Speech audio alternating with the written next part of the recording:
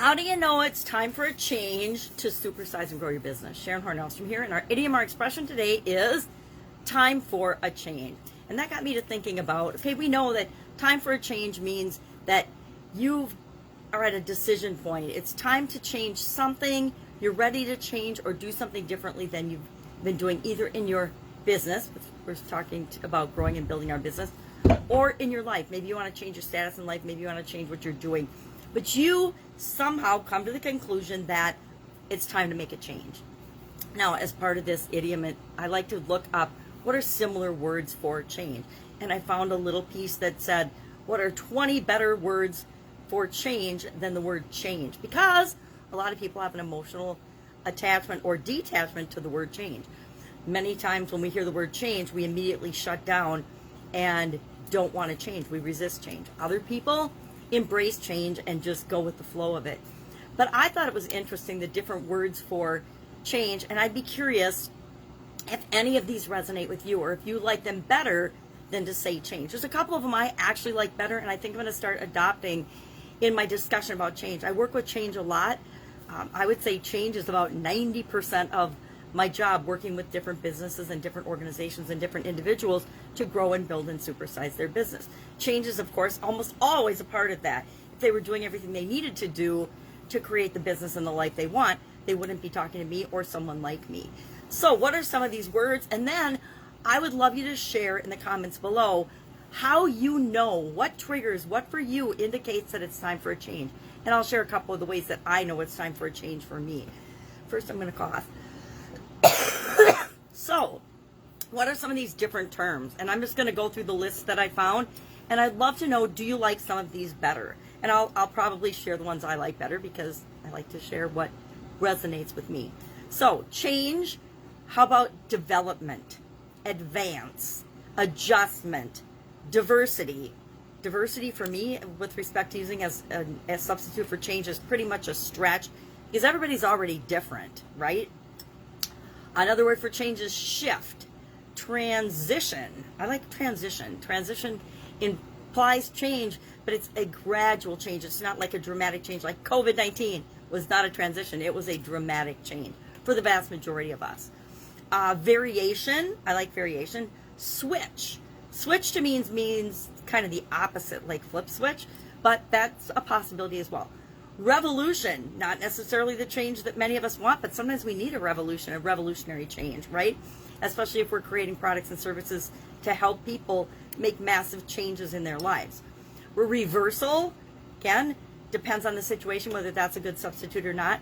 Innovation, that is a great word for change. Everybody wants to have positive changes and innovation, something new. Modification reminds me of loan modifications from my real estate days, but modification implies change as well. Difference. Difference is kind of like diversity to me. Everything's always different, so that one's kind of too vague for my personal liking. I love the next one, transformation. As a coach and a consultant, we're always looking for a transformation, which implies a positive change for our clients and our customers. A revision, again, kind of like an iteration, or it's just the next version of something. To me, that's like better instead of new.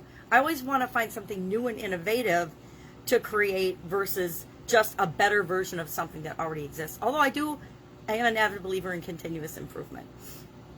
So revision, turnaround. I, in corporate America, did a whole lot of turnarounds. That was pretty much what I was hired to come into an organization and do, was to create a turnaround, meaning taking a part of the organization that wasn't functioning properly and turn it around and make it profitable. Evolve is a good one, because we're evolving and growing. I don't see growth on the list, but I think growth implies change, and that growing is a really positive way to look at change. So I'm going to add my own to the list. I can't see. Reduce. I don't know if reduce is one that we want. Resolve and reform. To me, the re's all sound like something's broken and we need to fix it. And that implies that change is negative, and I don't think change is always negative. So that's a list of different, supposedly better terms than the word change.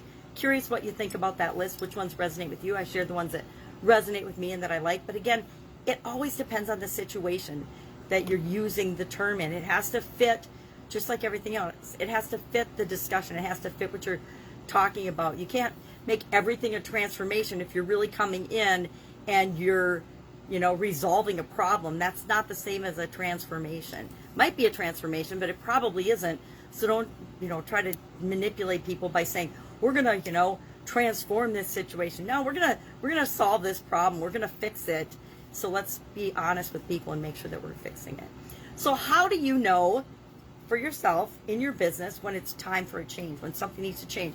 We need to hire a new team member, when you need to get rid of somebody that isn't fitting in with the organization, it's in the plans for growth, when you need to change yourself and personally grow and develop, or just step out of the way so that the business can continue to grow and move forward without you, or with you on the sideline playing the role that you want to play in that organization, but not necessarily being the driving force of the organization. Because sometimes we need other people to drive the growth and the development of different parts of our businesses. And that's a tough role to play sometimes, is stepping back and saying, okay, I need you all to run with this because it's not my area of expertise. So how do I know when it's time for a change? I get what I call the 3-year itch. I know with marriage and relationships, they say there's this 7-year itch.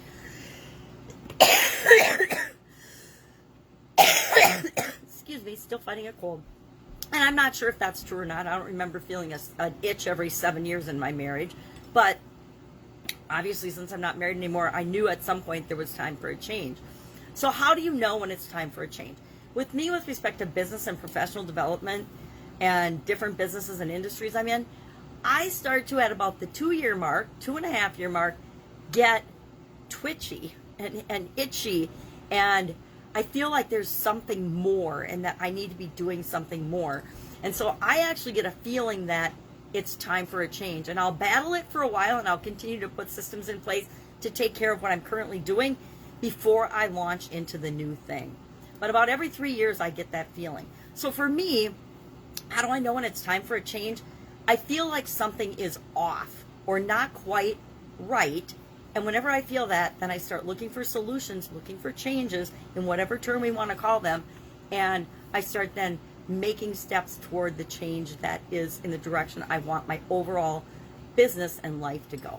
So share in the comments below today, how do you know personally when it's time for a change? I used to know it was time for a change, but I didn't change when I was super duper overwhelmed and stressed out. Not a very healthy way to determine it's time for a change. So I like my feeling of twitchy and itchiness and like it's time for a change much better than the stressed out, overwhelmed, sudden cardiac arrest version of determining it's time for a change. That's it. Have an awesome day. Tomorrow I'm going to keep talking about time for a change. I'm going to share 15 positive and good reasons to change, 15 benefits of changing, because I think that this topic and change, of course, is right up my alley. So I want to talk a little bit more about, well, what's the upside of changing? Why should we want to change? What's in it for us to change and supersize and grow our business? That's it. Have an awesome day, and I'll, of course, be with you tomorrow.